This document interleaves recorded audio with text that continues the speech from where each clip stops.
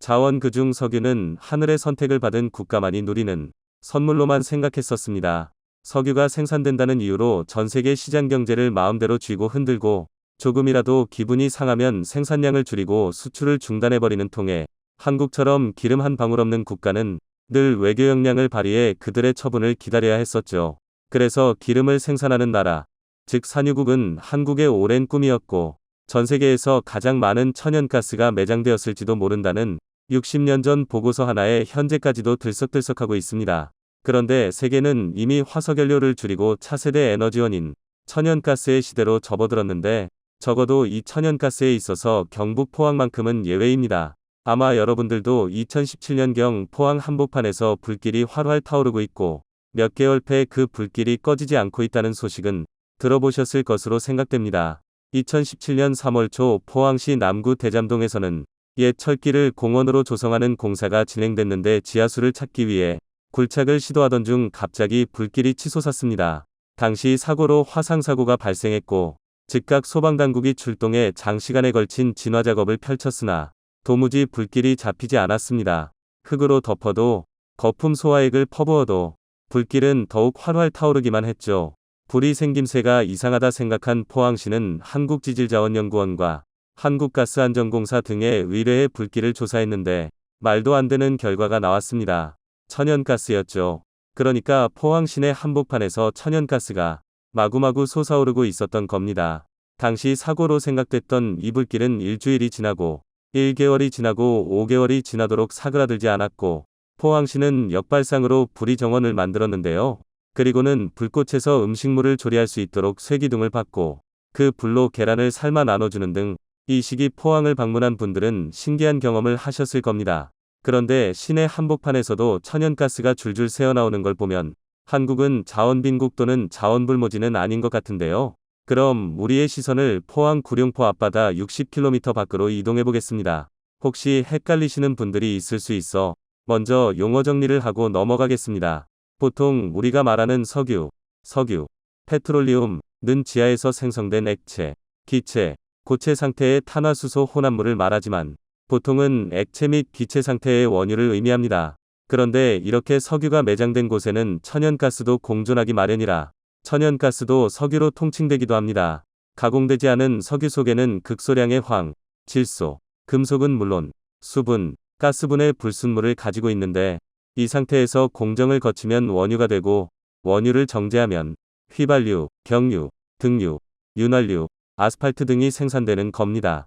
그러니까 석유는 단순히 발전소 연료로만 사용되는 것이 아니라 자동차 연료, 선박 연료, 보일러 연료, 플라스틱 원료 등등 그 쓰임새가 무궁무진하기 때문에 중요한 것인데요.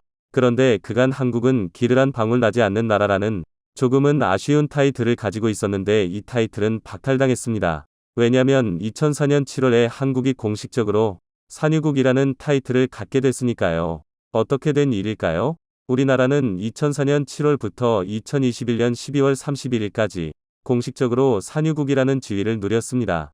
바로 동해가스전 덕분입니다. 동해가스전의 역사는 곧 한국 자원개발의 역사이기도 한데요.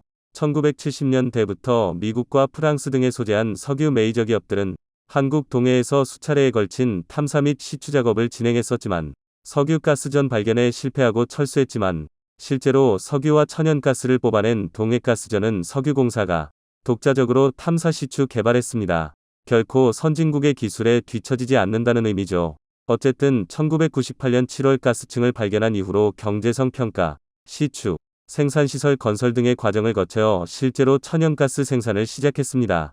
울산 남동쪽으로 58km 떨어진 해역에 자리한 동해가스전은 2021년 12월 31일 생산을 종료할 때까지 원유 4,800만 배럴에 해당하는 양의 천연가스를 생산했는데 수입 대체 효과가 2조 7천억 원에 이릅니다.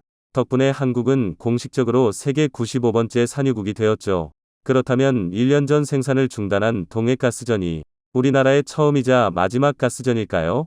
제7광구처럼 있을지도 모른다는 추측이 아닌 실제 매장된 곳은 더 없는 것일까요? 아닙니다. 엄청난 매장량을 자랑하는 장소가 발견됐습니다. 동해가스전에서 불과 44km 떨어진 곳에서 말이죠. 사실 동해가스전의 수입 대체 효과가 2조 7천억 원이기 때문에 엄청난 수치로 보이지만 이는 우리나라가 수입하는 양에 비하면 새 발이 피 수준입니다. 우리나라는 지난 2021년 기준 세계 5위의 석유 수입국이며 10대 수입 품목 중 670억 달러, 약 80조 원로 압도적인 1위 품목입니다. 동해가스전에서 17년간 약 4,800만 배럴에 해당하는 2조 7천억 원이 한국의 경제 규모에 비해 얼마나 미미했는지 감이 오시죠. 이 때문에 지질과 자원 분야 전문가들이 한반도 주변의 석유자원 개발을 위해 더 적극적인 탐사와 시추가 필요하다 고임모아 주장해왔는데 결국 동해가스전 옆에서 새로운 가스전을 찾아냈습니다. 바로 방어구조인데요.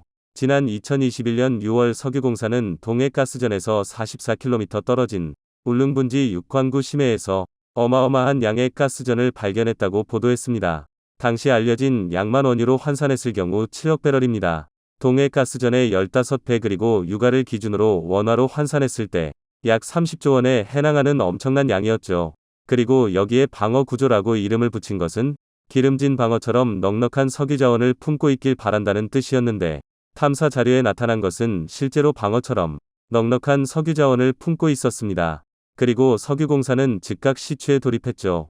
하지만 안타깝게도 시추는 2달이 채 지나지 않아 중단됐습니다. 해저에서 내부 압력이 과도하게 높은 지층이 이상 고압대가 발견됐기 때문인데요. 사실 무리하게 강행할 수도 있었습니다만 이상 고압대를 잘못 건드렸다가는 블로아웃이라 불리는 폭발적인 분출이 발생해 대형 사고로 이어질 수 있습니다. 물론 이상 고압대를 만났다고 해서 시추가 전혀 불가능한 것은 아닙니다. 이상 고압대는 상하부 지층이 투과가 어려운 지형이 변형되어 만들어지는데 부피가 좁아지면 내부의 액체나 기체가 과도한 압력을 받게 되면서 작은 틈으로도 블로아웃이 일어날 수 있습니다. 그래서 블로아웃 방지기나 윤활제로 사용되는 이수의 비중을 조절해 통제가 가능하지만 블로아웃에 대한 만병통치약은 아닙니다. 만약 분출이 발생하면 막대한 환경피해가 발생할 가능성이 높은데 2010년 멕시코만에서 시추 시설이 폭발하며 원유 7억 7천만 리터가 유출된 딥워터 허라이즌 사고도 이상 고압대를 건드렸다가 발생한 사고죠. 그래서 일단 석유공사는 잠시 시추를 중단하고 차후 추이를 보면서 진행할 계획인데요. 이러한 지지부진한 우리나라의 움직임과 달리 주변국인 중국과 일본의 행보는 우리를 더욱 답답하게 만들고 있습니다. 한반도 주변에 대륙붕이 많다 보니 주변국들이 자원 확보를 위해 치열하게 경쟁 중에 있죠. 특히 중국의 움직임이 심상치 않은데요. 지난 3월 14일 오후 10시경 해양수산부 어업지도선 무궁화호는 여느 때와 다름없이 서해 지역을 순찰하고 있었습니다. 그런데 아직 한 번도 본 적 없는 이상한 구조물이 선장의 눈에 띄었는데 가까이 가서 확인해보니 이는 전형적인 이동식 석유 시추 구조물이었습니다. 시설물에는 떡하니 하이 아일랜드 7이라고 적혀 있었죠. 그런데 이 구조물은 원래 이 위치에 있으면 불법인 구조물입니다. 왜냐면 한국과 중국의 배타적 경제수역 EEZ 중첩된 관계로 한중 잠정조치 수역으로 설정해둔 곳이기 때문입니다. 그래서 어느 나라도 함부로 구조물을 세울 수 없는 곳인데 중국이 석유 시추 구조물을 세워둔 겁니다. UN 해양법에 따르면 배타적 경제수역 내에서는 자신의 영토처럼 관리함으로 어업활동을 포함 천연자원의 탐사, 개발, 보존 및 관리 등을 할 수 있고 자원 개발을 위한 인공구조물을 설치할 수 있습니다. 그런데 이 구조물이 세워진 지역은 한국과 중국의 배타적 경제수역이 교집합으로 중첩되기 때문에 양국이 합의하에 한중 어업협정을 체결했습니다. 그래서 중첩되는 곳에 대해서는 일방 당사자가 자신의 영해라고 주장하지 말고 함께 조업도 하고 관리도 하는 잠정조치 수역으로 설정해 두었는데 중국이 이 협정을 깨고 석유 시추 구조물을 세워둔 겁니다. 알박기하듯 세워둔 이 구조물을 발견한 무궁화호는 즉각 이를 정부에 신고했고 청와대는 이를 국가안전보장회의 NSC로 격상시키기도 했는데요. 사실 서해에서 한국과 중국 간 석유 시추를 두고 갈등을 빚은 것이 처음은 아닙니다. 한국은 2004년 제2광구 지역에서 유전 탐사 활동을 벌였으나 중국이 강하게 반발했었고 2008년에는 반대로 중국이 서해에 석유 시추 시설물을 설치해 한국 정부의 항의를 받기도 했습니다. 당시 시추를 추진했던 중국과학원은 탐사 결과 보고서에 계산된 석유, 가스의 추정 매장량은 약 20억 톤 규모에 달한다 고 써 충격을 안겼는데요. 1973년에는 한국이 제2광구에서 석유를 시추하려는 움직임을 보이자 중국이 군함을 보내 저지하기도 했죠. 한편 한국은 한국에게 산유국이라는 타이틀을 선물했던 동해가스전을 활용해 새로운 도전에 나섰습니다. 지난 2022년 11월 3일 열린 추계자원연합학술대회에서 서정규 석유공사 글로벌기술센터장은 석유공사는 에너지 안보와 탄소 중립을 선도하는 에너지 공기업으로서 전통적 석유 개발뿐만 아니라 CCS, 암모니아 등 신성장 사업을 적극적으로 추진하고 있다고 밝혔는데, 여기에서 말하는 CCS 기술이 동해가스전에 활용되고 있습니다. 지난 영상에서 탄소 중립, 넷제로에 대해서 설명드렸었습니다만, 탄소 중립은 인간 활동에서 발생하는 이산화탄소 배출량은 최대한 줄이고 어쩔 수 없이 배출된 이산화탄소는 이를 포집하거나 자연에 흡수시켜 실질 배출량을 0으로 만드는 지구 지키기 계획입니다. 이에 전 세계는 이산화탄소를 최대한 줄이겠지만 불가피하게 발생하는 이산화탄소를 전부 잡아 지하저장고에 가두는 기술을 개발해왔습니다. 바로 탄소 포집 및 저장 기술인데요. 그럼 포집된 이산화탄소를 저장하기에 가장 좋은 장소는 어디일까요? 바로 바다입니다. 사실 바다는 우리에게 해산물을 공급해주는 훌륭한 보물창고일 뿐만 아니라 공기 중 이산화탄소를 가장 많이 흡수하는 거대한 생명체이기도 합니다. 지난 2021년 6월 그린피스는 위기의 바다를 위한 해결책, 해양보호구역이라는 보고서를 발간하면서 지구가 현재 직면한 기후위기 해결의 실마리는 해양에 있다. 해양에 의해 흡수되는 탄소를 블루카본이라고 부르는데, 지난 20년간 인간활동으로 배출된 이산화탄소의 25%가 해양으로 흡수됐다고 밝혔습니다. 또한 해양은 중요한 탄소 흡수원이며 심해층은 지구상에서 가장 큰 탄소 저장고로 대기 내 탄소량의 50배 이상, 지표상의 초목, 토양, 이생물 전체에 저장된 탄소 총량보다 무려 10배 많은 양을 저장하고 있다며 탄소 중립 시대에서 바다의 역할을 강조했는데요. 그렇다면 심해의 저장 공간을 만들기 위해서는 심해 깊은 곳에 흙을 퍼올려야 하는데 이는 너무나 많은 비용을 필요로 합니다. 그래서 자연적으로 생긴 공간, 즉 유전을 활용하자는 방안이 나왔습니다. 다시 말해 심해에 위치한 유전에서 석유를 퍼올리고 나면 빈 공간이 생기는데 이 빈 공간에 포집된 이산화탄소를 채우는 것이죠. 그리고 그 틈을 막아버리는 것인데, 만약 실수로 조금의 이산화탄소가 빠져나오더라도 심해의 고압을 이겨내지 못한 이산화탄소가 수면으로 떠오를 일은 없습니다. 한국은 동해가스전을 이 용도로 활용하고 있습니다. 작년 12월 31일까지 천연가스를 뽑아내고 생긴 빈 공간에 연간 40만 톤씩 30년간 총 1200만 톤의 이산화탄소를 저장해 탄소 중립에 나서겠다는 것인데요. 한국은 지난 2017년에 이미 포항 앞바다에서 이산화탄소 100톤을 심해에 저장하는 실험을 성공시켜 관련 기술을 보유한 세계 3번패 국가가 되기도 했죠. 시장조사업체 리서치앤드마켓츠에 따르면 글로벌 CCS 시장 규모는 2020년 41억 달러에서 2026년 94억 달러, 11조 5천억 원로 연평균 15.7%씩 성장할 전망입니다. 각국에서 탄소 중립 노력이 강화되는 추세를 보면 사업이 가시화되는 2030년 이후 시장 규모가 급속도로 커질 것으로 보이는데요. 탄소를 포집해 저장하는 CCS 기술에 탄소를 활용하는 CCUS의 시장 규모는 이보다 훨씬 더 커질 것으로 예상됩니다. 국제에너지지구 IEA의 세계 에너지 시장 전망 2019에 따르면 2050년 전 세계 이산화탄소 배출량은 약 370억 톤이 될 것이며, 이 중 9%에 해당하는 26억 1000만 톤이 CCUS를 통해 감축될 것으로 예상됩니다. 1톤당 탄소 배출권 가격이 12만 5천 원으로 책정했을 때 CCUS 시장 규모는 최대 326조 원에 달하는데, 동해가스전을 통해 축적된 기술력으로 이 거대한 시장의 리더가 한국이 되었으면 좋겠습니다.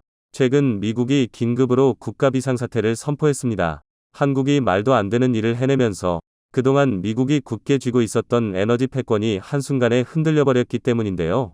놀랍게도 한국이, 그것도 기름 한 방울 나오지 않는 한반도에서 세계에서 가장 싼 기름을 초대규모 생산하기 시작했습니다. 이를 위해 한국이 공개한 엄청난 기술에 전 세계 언론들은 입을 다물지 못하겠다 라며 난리가 나버렸는데요. 조지 W. 부시 전 미국 대통령이 폭탄 발표를 했습니다. 누구도 예상 못한 그가 갑자기 한미 친선 비영리단체인 코리아 소사이어티 연내 만찬에 깜짝 참석해 바이든을 향해 폭탄 발표를 했습니다. 2001년부터 2009년까지 제43대 미국 대통령을 지낸 조지 W.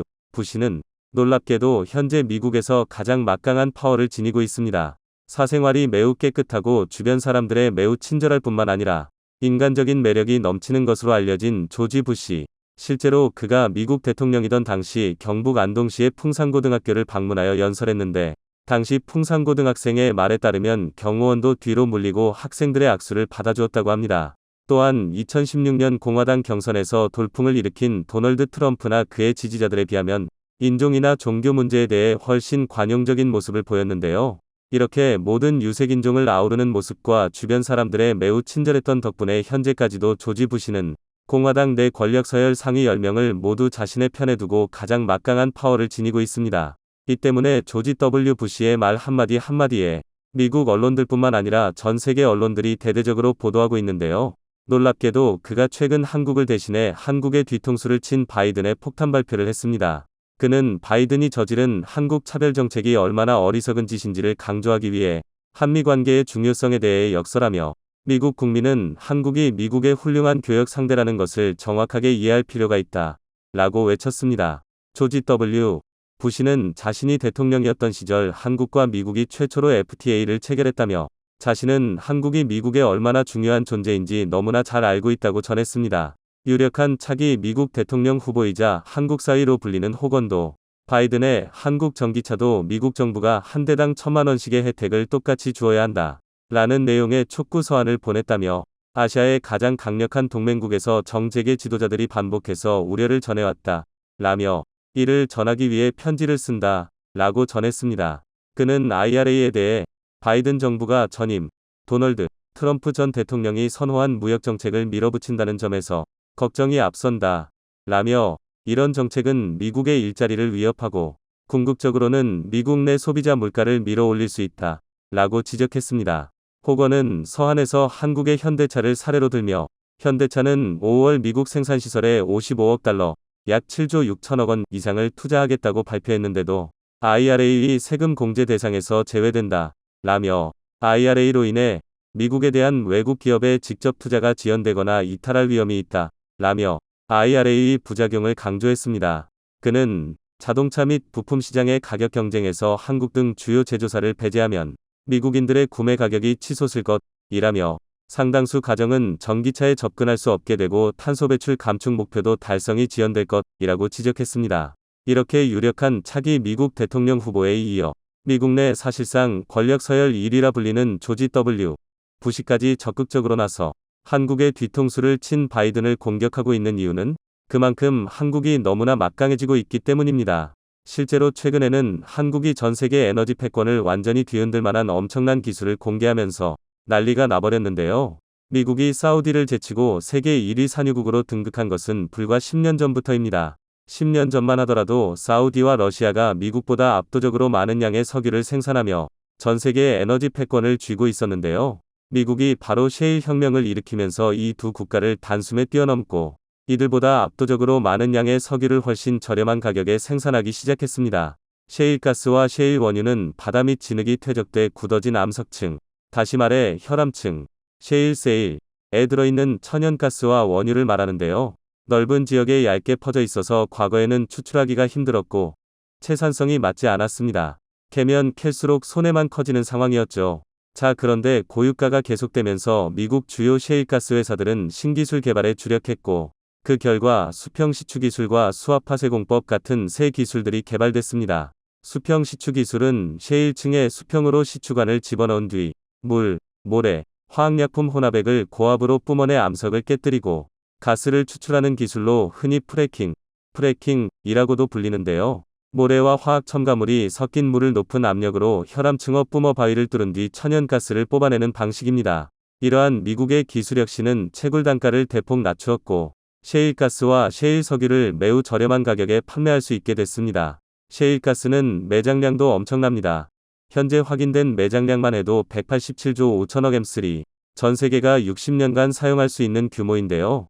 채굴 기술의 발전에 따라 더 늘어날 수도 있는 것으로 알려졌습니다. 이렇게 전 세계 에너지 패권을 완전히 휘어잡으며 지난 수십 년 동안 세계 최강국으로 군림하던 미국. 하지만 최근 한국이 미국의 최강국 지위를 완전히 뒤흔들어 놓았습니다. 기름 한 방울 나오지 않는 한반도에서 대한민국이 세계에서 가장 저렴하면서도 지구 역사상 가장 친환경 기름을 생산해내는 꿈의 기술을 선보였고 즉시 상용화까지 시켜버렸습니다. 이에 전 세계 언론들은 한국에서 기름이 난다니 전 세계가 한국에 러브콜을 보내고 있다. 라며 대대적으로 보도하기 시작했는데요. 해외 한 주요 외신은 한국이 버려진 플라스틱에서 석유를 생산해내는 궁극의 기술을 성공시켰다. 기적이 일어났다. 라고 극찬했습니다. 네, 그렇습니다. 기름 한 방울 매장되어 있지 않은 한반도에서 한국이 석유를 생산한 방법은 바로 버려진 비닐과 플라스틱을 활용한 것이었습니다. 전 세계 어느 국가도 상상조차 하지 못한 방법인데요. 기름에서 비닐을 뽑아내는 과정을 거꾸로 돌리는 셈인데 기체로 변한 기름을 식히면 중진류와 경진류를 얻을 수 있습니다. SK이노베이션은 지난해부터 일부 정유 석유화학 공정에 플라스틱과 비닐에서 얻어진 원유를 원료로 투입하기 시작했고, 현대오일뱅크는 국내 정유사 최초로 이렇게 만들어진 열분해유 국제 친환경 제품 인증을 취득하며 세계 시장 진출을 준비하고 있습니다. 노윤산 현대오일뱅크 정책지원팀 책임 매니저는 지난해 폐플라스틱, 열분해유를 공정 원료로 사용할 수 있도록 규제 샌드박스를 신청해 실증을 위한 규제 특례를 받았습니다. 다음 달까지 열분해유를 4,800T까지 공정에 투입해 친환경 나프타를 생산할 계획입니다. 라고 전했습니다. 지금 화면에 보이는 이 폐비닐들은 인천 서구의 한 폐기물 처리 업장으로 라면 봉지, 음식물 포장용지 등 경기도 일대에서 나온 폐비닐 EOTE 압축된 채 정육면체 모양으로 쌓여있는 모습입니다. 자세히 들여다보니 음식 잔해물이 남거나 형체를 알아보기 어려운 이물질이 묻은 폐비닐도 보였습니다. 여러 냄새가 뒤섞여 불쾌한 악취도 납니다. 그런데 이 엄청난 크기의 컨테이너 속으로 폐비닐들이 들어가 한국이 개발한 최첨단 열분해 과정을 거치고 화학 반응을 거쳐 불순물이 제거되면 놀랍게도 열분해유, 원유가 탄생합니다. 자, 그런데 아직 놀라기에는 이릅니다. 열분해 방식이 아닌 세라믹 촉매가 만든 파장 에너지로 석유를 만드는 기업도 등장했습니다. 설비 안에 들어간 라면 봉지가 비닐 부분은 기름으로 빠져나가고 알루미늄만 남았습니다. 열을 가하는 대신 전자레인지처럼 탄소 분자의 고리를 끊어 기름을 추출하는 방식인데요. 기술력을 인정받아 이미 세계 20여 개 나라에서 특허받았고 영국에는 수출 계약까지 마쳤습니다. 지구 환경에 최악의 물질로 꼽혔던 비닐과 플라스틱, 스티로폼 컵이 자연 분해되는 데 걸리는 시간은 50년, 일회용 기저귀는 450년, 낚싯줄은 600년이나 걸립니다. 자, 그런데 한국이 전 세계에 있는 모든 플라스틱을 지구 역사상 가장 친환경적인 석유 생산 원료로 모두 분해시켜버릴 것이라는 소식에 전 세계가 열광하고 있습니다. 특히 친환경의 모든 것을 건 유럽에서 가장 먼저 반응하고 있는데요. 생산 과정에서 아무런 환경 유해 물질조차 배출되지 않는 데다가 하루에 수백 톤의 폐플라스틱과 비닐을 원유로 재탄생시킬 수 있습니다. 게다가 더 놀라운 것은 미국의 셰일 원유보다 더 저렴한 가격에 생산할 수 있다는 것입니다. 이에 영국을 시작으로 독일, 프랑스 등이 한국에 러브콜을 보내고 있고 영국은 이미 계약의 서명까지 마친 것으로 전해졌습니다. 이 속도대로라면 지난 수십 년 동안 미국이 거머쥔 세계 에너지 패권을 한국에 넘겨줄 날이 머지 않았습니다. 일본이 미국을 배신하고 러시아 석유를 비싼 가격에 수입하고 있어 화제입니다. 미국의 석유 통제력이 악해지고 달러화 가치가 위협받는 상황 속에 보인 일본의 행동은 바이든 정부를 크게 당혹스럽게 한 상태입니다. 게다가 러시아는 한국에게도 손을 뻗고 있어 미국의 우려를 사고 있는데 사우디와 러시아 등이 포함된 오펙 플러스는 최근 대규모 감산에 합의한 바 있습니다. 이들의 총 감산 규모는 하루 166만 배럴에 이릅니다. 특히 사우디가 50만 배럴 감산으로 이 계획을 주도했고 UAE, 이라크, 알제리 등도 10터부터 20만 배럴 정도의 감산으로 통참하고 있습니다. 오펙 플러스는 지난해 11월부터 하루 200만 배럴 감산을 결정한 상태였는데 이번에 추가로 대규모 감산 계획을 내놔 물가 안정을 바라는 미국물 뒤흔들고 있습니다. 지난해 10월 대비 하루 생산량이 366만 배럴이나 줄어들게 됐기 때문입니다. 이는 전세계 하루 수요량 9,800만 배럴의 약 3.7%에 해당합니다. 80달러 아래로 떨어졌던 국제유가는 다시 상승 추세로 돌아섰고 일부 전문가들은 조만간 100달러를 넘길 것으로 내다보고 있습니다. 외신들은 사우디가 미국과 대립으로 돌아선 상징적인 순간이라고 분석했습니다. 사우디와 러시아는 최대 석유 소비국인 중국, 인도와의 관계를 강화하며 더 이상 미국과 서방의 토레만 따르지 않겠다는 메시지를 보내고 있습니다. 이번 감산에 대해 백악관은 시장 불확실성을 감안하면 바람직하지 않다면서도 지난 80년간 그랬던 것처럼 사우디는 여전히 전략적 파트너라고 강조했습니다. 지난해 10월 하루 200만 배럴 감산 때 강력 경고한 것과는 다른 분위기입니다. 이는 탈러 패권을 잃을까 하는 우려 때문이라는 분석입니다. 사우디는 작년 8,800만 톤의 원유를 중국에 수출했고 사우디 전체 원유의 27%, 화학제품의 25%를 중국이 사가고 있습니다.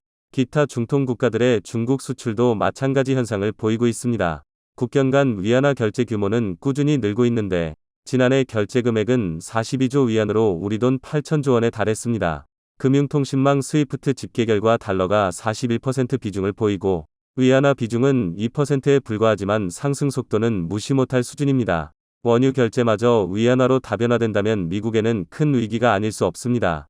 산유국들이 미국과 거리를 두고 자국 이익에 우선하는 방향으로 몸지기고 있기 때문입니다. 사우디의 재정수지 균형을 위해서는 국제유가가 65달러 정도를 유지해야 합니다.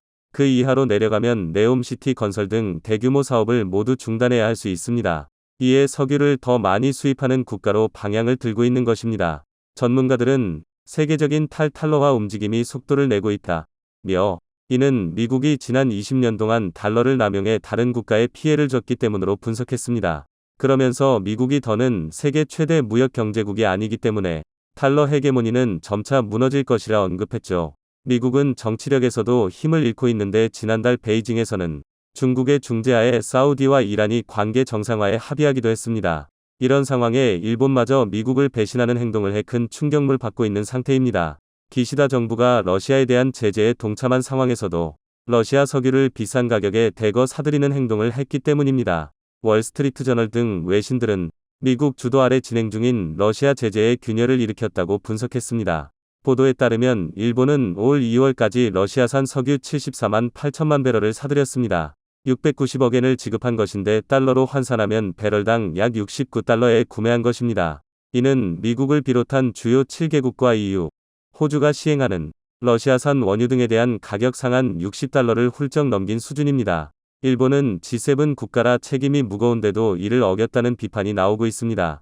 일본은 지난해 이 부분에 대해 미국과 의논했고 사할린 2 프로젝트에서 구매한 러시아산 원유에 대해서는 9월 말까지 한시적으로 가격 상한제를 적용하지 않기로 했습니다. 일본이 억지를 썼기 때문인데 미국 내에서도 탐탁지 않게 보고 있습니다. 외신은 서방의 단결이 쉽게 흔들릴 수 있다는 것을 보여준다고 지적했죠.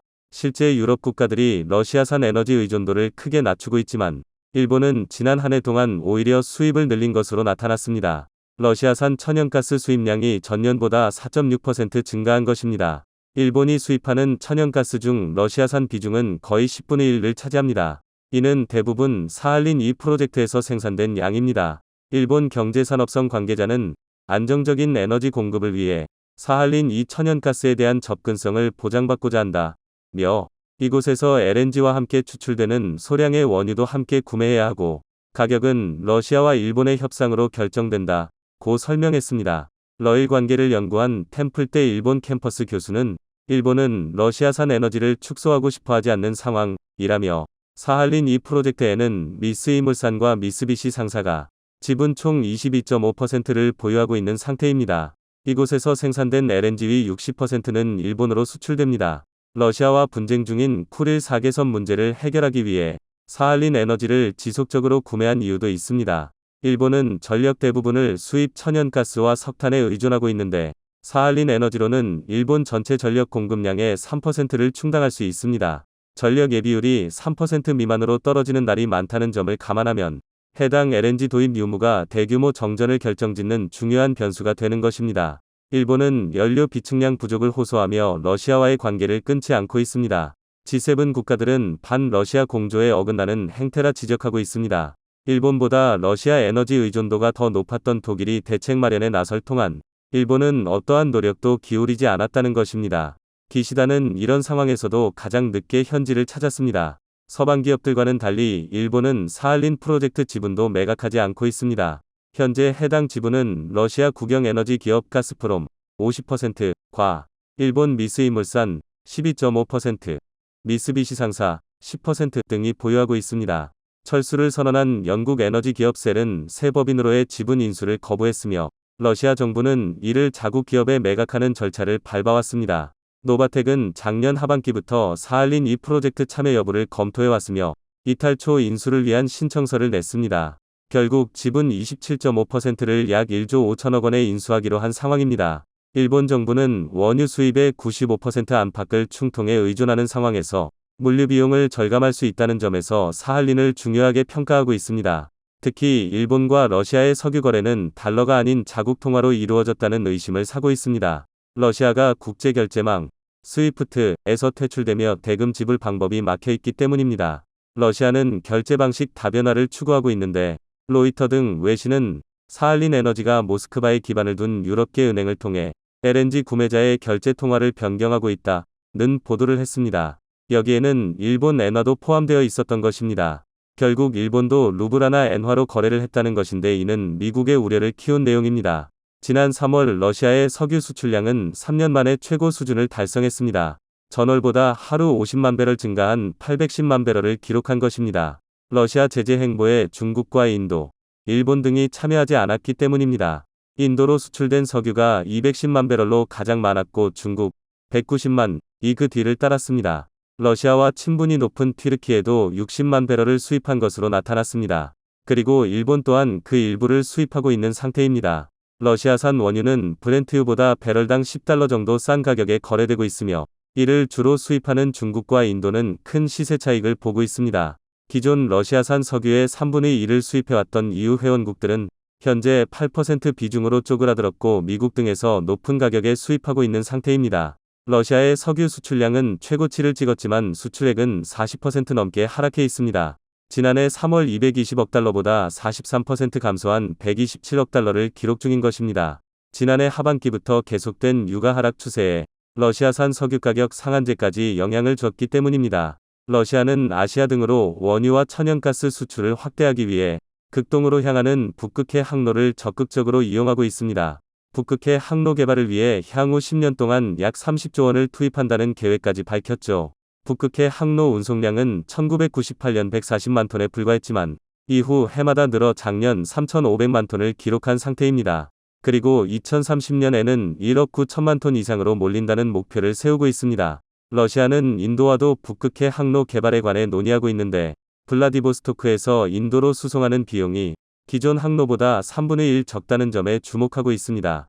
북극 전역의 석유 자원 80%가 러시아 관할 지역에 있고 미발견 가스의 30%와 석유 자원 13%도 북극에 매장돼 있습니다. 러시아는 모레도 북극 항로를 통해 북극 석유를 운송한다는 계획입니다. 러시아가 최근 100척이 넘는 유조선을 사들인 것도 이를 뒷받침하고 있습니다. 러시아는 북극해 항로를 관리할 북극 항공대 창설까지 추진하고 있습니다. 결국 북극 사업을 위해서는 한국이 만드는 쇠빙 LNG선이 필수가 됐습니다. 한국에게 LNG 선박을 대거 발주했던 러시아 최대 해운사는 결국 중도금을 지급하지 못했고 선박 계약은 취소되고 있는 상태입니다. 러시아는 한국과의 문제를 쫄기 위해 다양한 제안을 하고 있습니다. 한국에도 자국 통화로 결제하는 방안을 제안해왔던 것입니다. 여기에 추가로 일본을 압박해 한국 쇠빙선을 구입하게 했습니다. 삼성중공업에 발주했던 선박 건조 지분을 일본 니폰유센, NYK 라인이 인수하게 된 것입니다.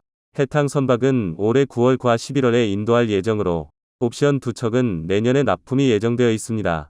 일본에게 북극 프로젝트에 쓰일 쇠빙 LNG선을 구입하도록 압력을 행사했다는 것은 향후 한국과도 사업 지속 의지를 보였다는 평가입니다.